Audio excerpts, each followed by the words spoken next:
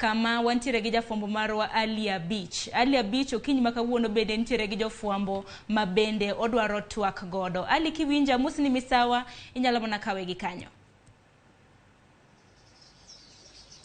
Erokamano ahinya Sharon, ka intiere studio mara bure Nairobi, abiro achiel kachiel ka wuok e log tich kata office mar jofwambo ma Homa Bay County kaendi, kama wayudo thuolo mar loso kod moko kuom jofwamb weche matiyo e ute mag fwambo mopogore opogore to go tach e Homa Bay County kaendi mondo wakaw pasgi kaluwore kod odiochieng' ma kawuono ma Dhialo obedo thuolo mar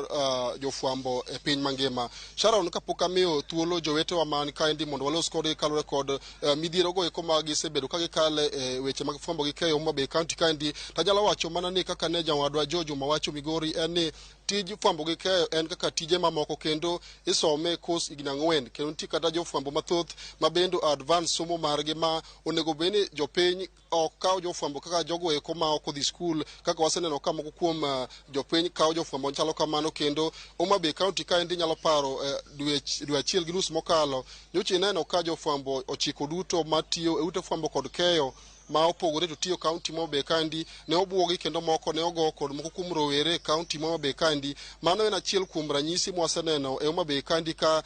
thothne jogo eko ma wuotho kamanyo weche ma onego bed jopiny winjo kogike mag habari ok osebedo ka neno mayot ahinya kaluwore kod pek ma warado godo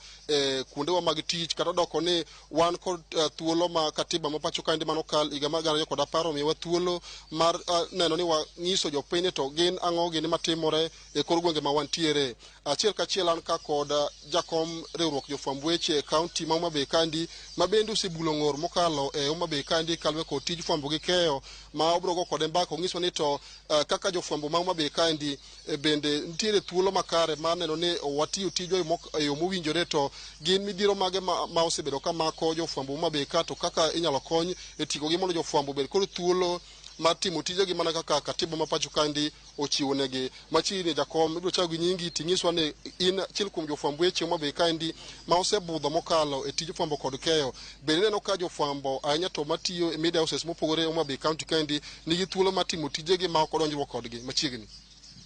Erokamano Ali, an nyinga James Omoro, atiyo gi od fwambo mar Standard. Koro kaluwore gi penjo mipenja no, en ni jofwambo ma Homa Bay tiyo, lakini thuolo gin, anyalo wacho ni thuolo gin godo, to kata kamano nitie seche moko magi kadhe ohinga moko ma kaka gimoro madhi muda mar dwe achiel mokalo, dobed dwe achiel gi nus mokalo kamaeri, ma jowete ochiko mane odhi timo coverage ne jodongo mag Luo Council of Elders nobedo attacked gi yudhe moko kaeri.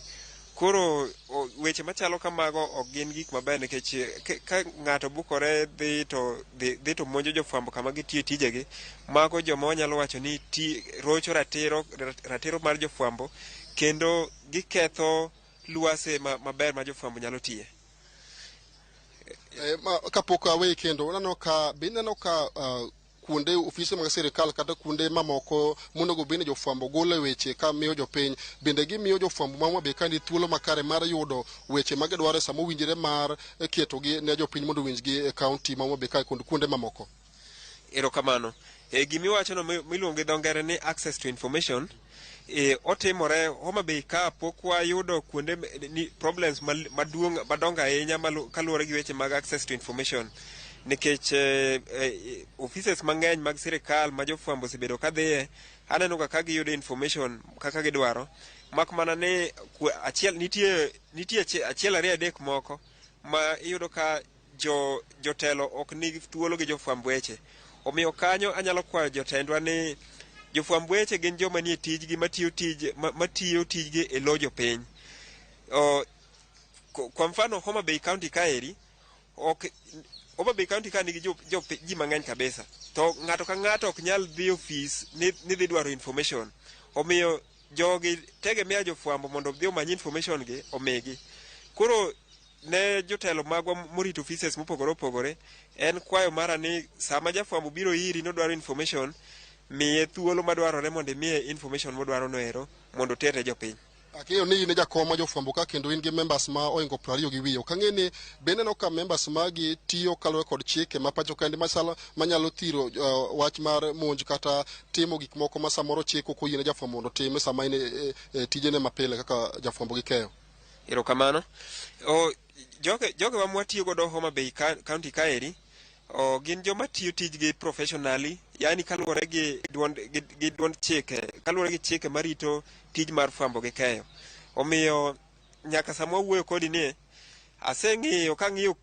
court cases mantiere kaeri, pok awinjo ka nitie jafwambo moro amora ma Homa Bay masani nigi case court. Omiyo kaluwore gi mano ero, anyalo wacho ni jofwambo ma Homa Bay tiyo tijgi e yo ma professional kendo giluwore gi course of conduct madwarore mondo mi giluwo. Erokamano ahinya jakom. Bende an ka kod achiel kuom jofwambo weche biro chao gi nyingi ting'iswa ni tiyo Media Osmane County Homa Bay kandi to wach mane ma in go kalore kod odiochieng' ma kawuono mwang'iyo ratiro mag jofwambo weche piny mangima ka wan kaka jofwambo ma Homa Bay kandi bende wan e kind jofwambo mamoko e Kenya ka achiel kod pinje maoko ma waingo odiochieng' ma kawuono. Erokamano nyawadwa Ali Abich, nyinga iluongo ni Joseph Onyango, anatiyo gi Radio Namlolwe. Mana kaka jakoma osewacho ni tich mar fwambo wanyalo wacho ni ok tich mayot to bende ok tich matek nikech namba achiel tijwa ratichwa kachiel koda ka thuolo ma wantiere godo en gino moyange koda ka katiba ma pacho kaendi, kendo gima duong' mapane pod wanyalo paro ne jopiny kata mana kachiel koda ka jogo ma bende wuok e migepe mopogore opogore, mago mag sirikal kachiel koda ka mago ma ok mag sirikal, en ni tijwa ni ok oyot to bende ok otek mana kaka wacho motelo mbele kanyo. En mana ni koro nyaka wang'e ni tij jafwambo maduong' en ang'o. Tij jafwambo maduong' mokwongo en nyiso japiny gigo ma timore alwora ma gintiere, nikech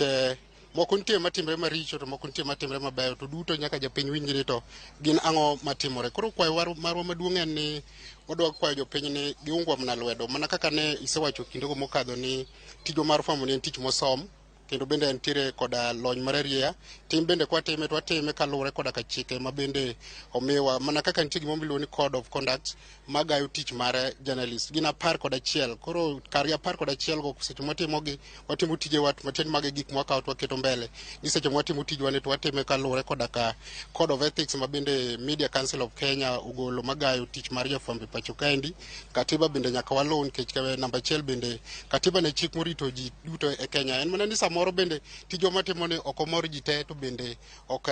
jomoko ok ginene. Matiende ni yudo sama itimo tijini jomoko biro goni koko koni ni ok itime maber, jomoko bende biro bedo ni samoro omoro jopiny. But gima duong' en ni tok timo matwa gima wang'eyo ni wanyiso jopiny adieri gima timore. Hali Abich. Waseneno ka nitiere ng'ur ma samoro jofwambo bedo go, nitie ka Media Council of Kenya samoro chiwo kad kata puodho jogo eko ma samoro oko okalo e tiegruok mar fwambo gi keyo kendo donje pap kaendi kaka jofwambo eko mani thuolo ma onge media houses ma gitiye to ginyalo bedo gi thuolo mar oro habari ne media house moro amora kata doko ni gitie media houses gieki to kibedo kod lony kata tiegruok makare mar fwambo gi keyo ma bende neno ka samoro duoko chien ndadho mar fwambo gi keyo anyato jogo eko manie pap ma samoro wuotho kamanyo weche gi lony mararia mar fwambo kod keyo.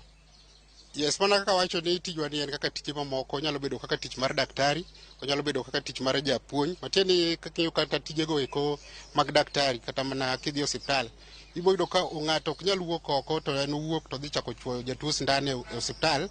ka onge lony kendo gi license ma opuodhi ni mani tich manyaka mondo tim. To kibire karwa ka inyalo yudo ka samoro nyalo wacho ni pogruok nyalo bedo matin. To kwayo marwa maduong' en wadwa kwayo migawo no kata mana duolno ma ochung' ne rango ratiro ma kata mana tije mag jofwambo ma ong'ere kaka Media Council of Kenya. En ni seche ma gichiwo cards miluongo ni accreditation cards, ging'iye ni to ng'ama wachiwo ne card ni en ng'ama chalo nade, en ng'ama obedo trained, en ng'ama odhi school to bendo meet all the requirement midwaro mar mondo ibed jafwambo e pacho kaendi. Mok en na chiwo card nikech samoro nitie inyalo yudo ka nitie samoro ng'ato en gi card ni to kan adier kigine to kumo yude lony mar arieya kata mana mar tiyo tich mar fwambo ni onge. Koro maga achiel kuom challenges ma wan go, to kwayo marwa maduong' en Media Council of Kenya ni to ging'ien to seche ma ichiwo cards gi kata accreditation card en ng'ano ma ochiwne card to od fwambo ma mutiye bende opuodhe. to bende ong'e to bende kata kapok ondike od fwambo ni to bende entie gi lony mararia mar mondo mi tijwa mwatimo mar fwambo ni pacho kaendi kata mane kor gwenge mwawuok kar kani obed gino mantiere koda ndhadhu manyalo kelo lokruok ne japiny kaka yorego mag puonj nikech wang'e tijwa mar fwambo maduong' en chiwo ne japiny wach golo dok e it japiny ma en puonjo japiny mar mondo ong'e ni to ang'o matimre e alwora ma entiere. Penjo mara mogik kapok awedhi en ni odiochieng' ma kawuono kaka jofwambo Homa Bay kaendi wariwo kod jowetewa mamoko Dhialo odiochiengwa mar bedo kod thuolo mar fwambo kod keyo. Ok ang'e ni ote mane minyalo bedo go ne joweteu ma Homa Bay kaachiel kod jofwambo kod keyo masani koro neni achiel kachiel Ramogi TV kaluwore kod odiochieng' ma kawuono niendi.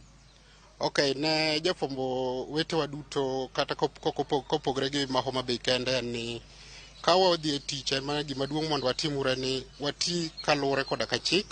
walu koda ka chik go eko momiwa mana kana koni e code of conduct wan kod gi duto 11 wang'igi ni to kar gi 11 gi ere kaka wanyalo luwogi mar mondo kik wabed ka watuomre kata mana gi jok mamoko kata mana migepe mamoko ma samoro ng'ato biro paro ni tich mwatimo ni en tich mare mageto ng'ato kata mageto mar mondo hiny ng'ato. Gima duong' en namba 2 en ni wan duto kaka jofwambo kata matiyo counties mopogore opogore ahinya mekwa makaluo kar kae gi en ni